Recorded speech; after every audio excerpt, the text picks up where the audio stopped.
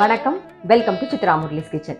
இன்னைக்கு வந்து மார்கழி 23. இன்னைக்கு என்ன பிரசாதம் பார்க்க போறோம்னா, பாதாம் விழுதுல வந்து நம்ம பாயசம் பண்ண போறோம். ஸோ அதுக்கு வந்து நான் 1 கப்பு பாதாம் எடுத்து நல்லா வெந்நீர்ல ஊற வச்சு அதை தோலியெல்லாம் உரிச்சிட்டு பாதாம் வந்து 1 கப் எடுத்து வச்சிருக்கேன் பாருங்க. இப்போ இதை வந்து நல்லா நைஸா அரைச்சி எடுத்துன்னு வந்துடலாம். கொஞ்சமா பால் விட்டு அரைச்சிக்கலாம் பாருங்க. நல்லா நைஸா அரைச்சுண்டாச்சு. இப்போ என்ன பண்ண போறோம்னா, அரைச்ச விழுதை இதில் சேர்த்துடலாம். கொஞ்சமா தண்ணி விட்டு நல்லா தண்ணி விட்டு கலந்துட்டு அதுல வந்து வேகணும். 1 டம்ளராவது தண்ணி விட்டுருப்பேன் நான்.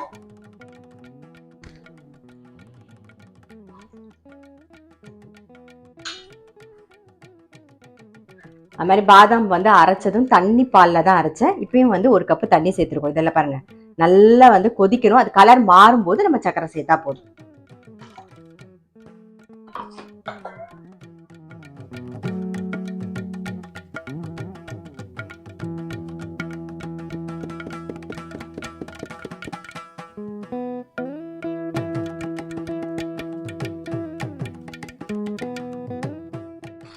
பாருங்க, பாதாம் பருப்பு வந்து இந்த மாதிரி நல்லா விழுமுன்னு, அதாவது நல்லா நைஸா அரைக்கணும். இது பாருங்க, தெரியுதா? அப்பதான் பாயசம் நல்லா இருக்கும். நம்ம முதல்ல விட்டதுக்கும் இப்ப பாருங்க கொஞ்சம் லைட்டா கலர் மாறி இருக்கும். அது நல்லா அந்த பாதாம் வந்து அந்த தண்ணியிலேயே நல்லா கொதிச்சு வெந்து வரும். அதனால தான் இன்னும் பால் சேர்க்கவே இல்லை. பால் வந்து இந்த பக்கம் வந்து கொதிச்சுட்டு இருக்கு. பால் இன்னும் நம்ம சேர்க்கவே இல்லை பாருங்க. இப்ப இந்த ஸ்டேஜ்ல வந்து குங்குமப்பூ சேர்த்துக்கலாம்.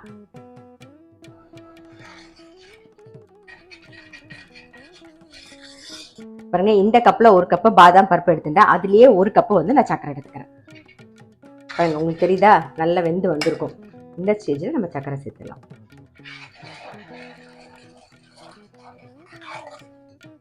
பாருங்க, சக்கரை சேர்த்து நல்லா கொதி வந்துடுது. இப்போ ஆஃப் பண்ணிடலாம். இந்த பக்கம் வந்து பால் ஆல்ரெடி கொதிச்சுட்டு இருக்கா, அப்படியே அந்த பாலை சேர்த்துடலாம்.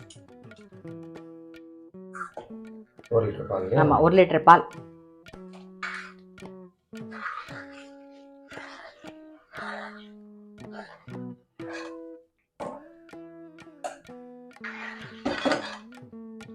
இப்போ ஏலக்காய் பொடி கொஞ்சம் சேர்த்துக்கலாம்.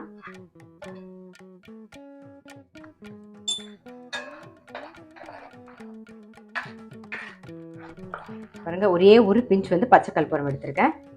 அது அப்படியே அவ்வளோதான். நல்லா ஒரு டிவைன் டச் கொடுக்கும். நம்மளுடைய பாதாம் பாயசம் ரெடி.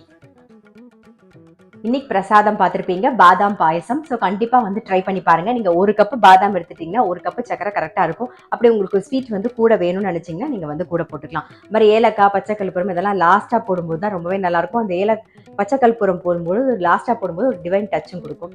இந்த மாதிரி பாதாம் பாயசம் ட்ரை பண்ணி பார்க்கல அப்படின்னா டெஃபினட்டாக ட்ரை பண்ணி பாருங்கள். நான் நாளைக்கு வந்து இன்னொரு பிரசாதத்தோடு உங்களை சந்திக்கிறேன்.